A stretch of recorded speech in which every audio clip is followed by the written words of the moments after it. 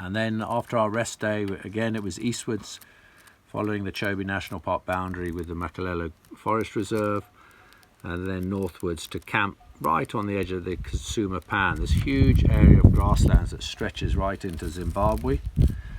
And we had a wonderful view from there looking across the grasslands.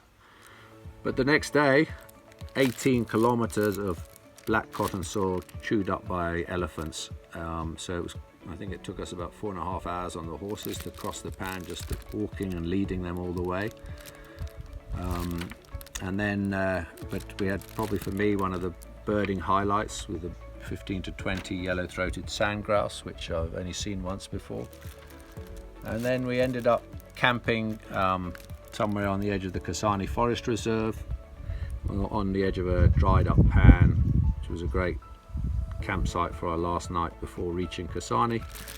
And then on into Kasane through all the teak woodlands, starting to see more and more wildlife, and obviously the excitement of knowing we were going to meet up with the family, and the most amazing thing, the feeling of coming through 9 days of dry, very dry country and reaching the Chobe River.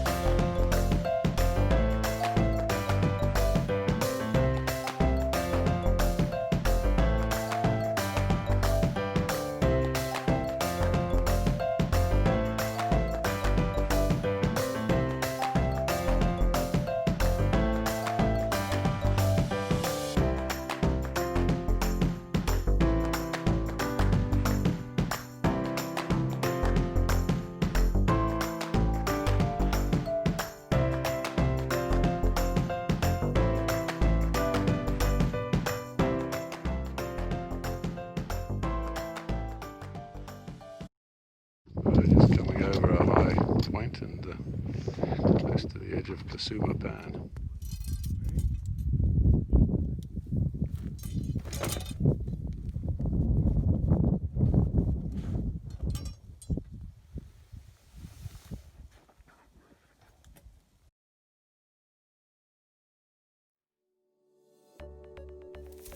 So we're still heading north, and we camped on the southern edge of the Kasane Pan, this vast, extraordinary expanse of grass. We've got 18 kilometers ahead of us, straight across the Kasane Pan.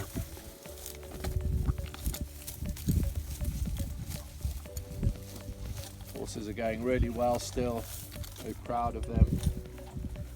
Got a nice shorter day yesterday, with a lot of good grass out here for them to graze on. It was great to have that shorter day, because prior to that we'd done 3 long days of between 45 and 50 k's to each day to make up for the lost day when the breakdown we had.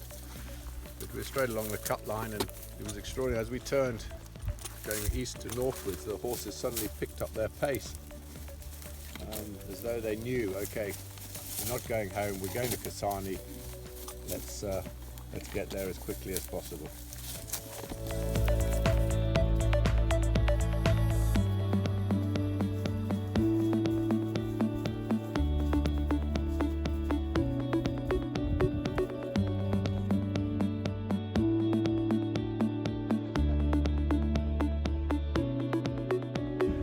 James out there fetching grass. Here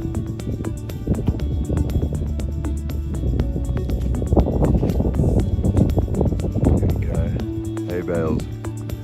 David wants 16. We got 6. You forget when you drive through Botswana how much wildlife there actually is, and I've just come across this bull elephant who's found a spot for water. So I'm just coming into the town of Nata, which is on the north-south road, which runs literally pretty much from Gabs all the way through to Kasane, which is on the banks of the Chobe Chobe and Zambezi River systems. It's just taken me just over 3 hours to get from Mound to this point, driving from west to east, and now we'll be turning and heading up in that direction, basically straight north. Time to refuel. There's Robin. Hi, Mum. Hi, Pops. How you doing? Good in. How's it going? All right, and you? How's your journey?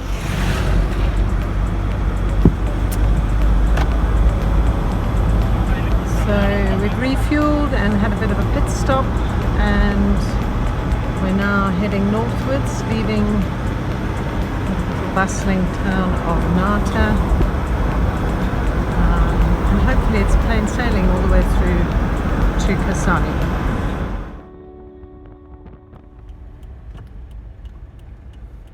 So we've had to slow right down, not for a zebra crossing this time.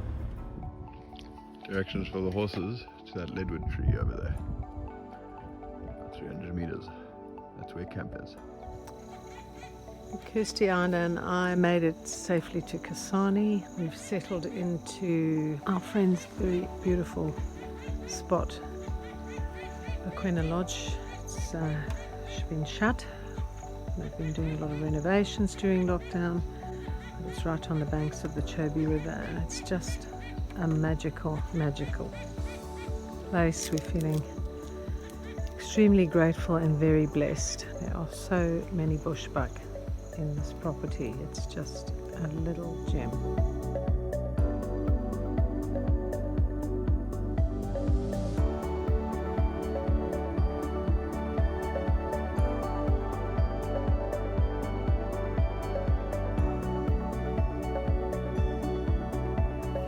Beautiful woodland here.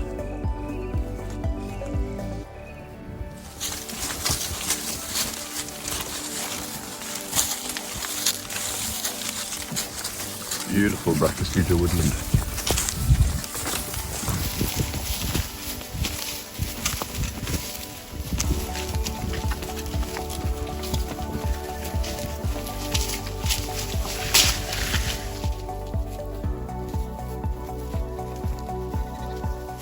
Giraffe 1, 2, 3, 4, 5, 6. Giraffe, lovely. Not sure if you can see from this video, but we're descending into our first valley as we near the Chobe River.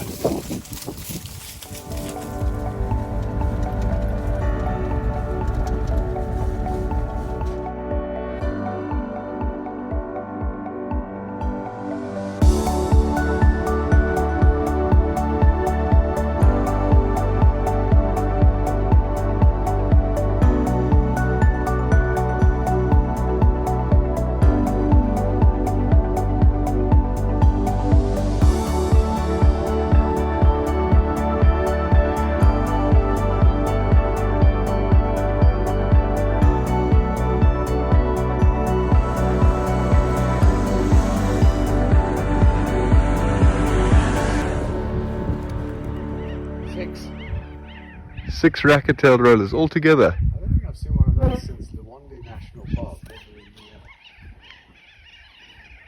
in the 90s. Where's Lawandi? Chobe River, southern Malawi. Well, there you go, folks. David Foots just made his day.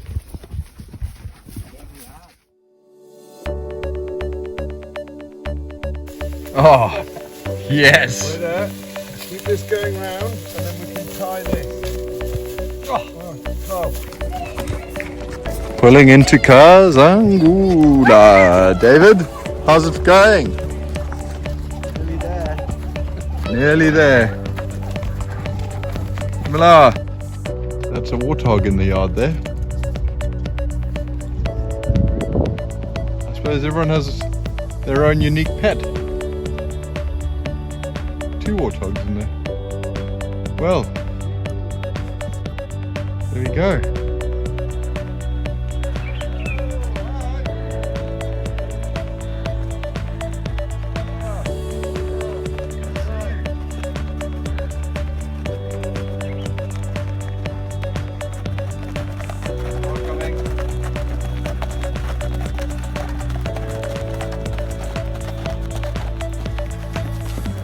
Kazangula. Here we go, there's the river girls. Right. Hello, My darling, how are you? fancy seeing you here.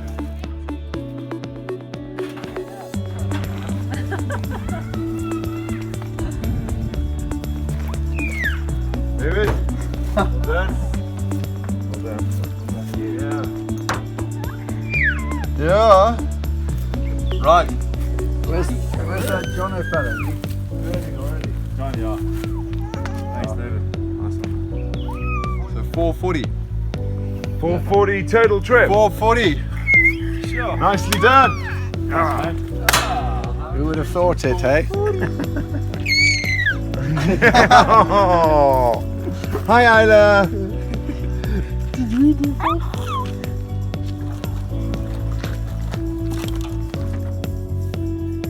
Happy Daddy. Saddled and bridled.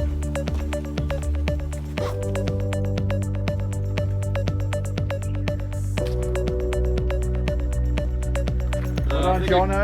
Yeah, well done. Thanks, yeah. Welcome to Kazangula. Mandala. Have you seen a finfoot yet? Just the cormorants.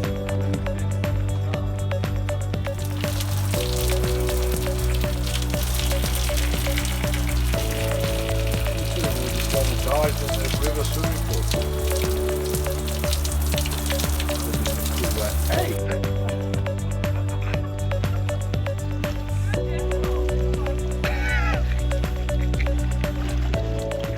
My name is Jono Harper. I work for the African Guide Academy, and recently I was introduced to a couple of new friends, and they asked me if I'd like to come along and join this ride and expedition from Mount to Kazangula, and I couldn't resist. So I've made it across the journey to Kazangula, and we have the Chobe River just behind us here. And it's been an incredible experience. From a naturalist point of view and a guide trainer, it's been an amazing wilderness area to have moved through, and taking the horses along was a completely new experience for me. So there's been many new lessons learnt, but I think just having the experience of traveling through the bush and staying overnight with the horses and having the opportunity to sit around the fire and just sort of keep watch over the horses and everyone else in camp for a couple of hours every night in the middle of the night was just an incredible experience. Yeah, so just some of the highs and lows, like I said, just being able to spend that time in the evening looking over the horses, making sure they're safe. A couple of the evenings we had a clan of hyenas approaching. At one point there were 8 hyenas laughing and giggling, and that's definitely a sign of them getting excited about what is near them. They had picked up on the scent of the horses.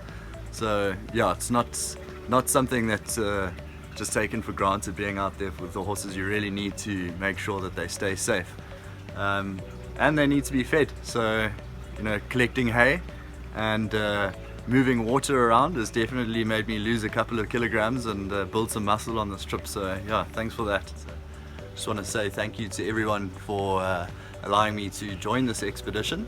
And I think what I've definitely taken out of this is the horses are one hell of a way to experience being in nature, and I prefer walking rather than being on a vehicle when I'm in the bush. But one thing I can definitely add to that now is being on horseback.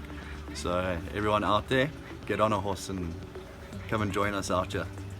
So after 13 days from our house on the Tamlakani River, we finally arrived at the Chobe River. It's absolutely magical to reach this water after not seeing any groundwater apart from one very muddy waterhole since we left Mababi 9 days ago. On arrival here we were reading a coffee table book about the Chobe, where they describe the Chobe as being some of the most inhospitable land in Botswana, and that's what we've been through. And it was dry and harsh and getting hot at this time of year. The biggest challenge, of course, is just looking after the horses. Fortunately, a lot of grass along the way that we could rake up for them, but water was a big issue, and we were able to carry enough for 2 days. And so thank goodness for the eastern gate of Chobe National Park, the Poha Gate, where we were able to get water from the national park staff there and have a rest day there, so that the backup team could go into the park and enjoy a very remote area of Chobe National Park that we've all wanted to visit ever since reading Paul Augustinus's book, when he went and camped for months in remote areas of Botswana and painted them for his coffee table book.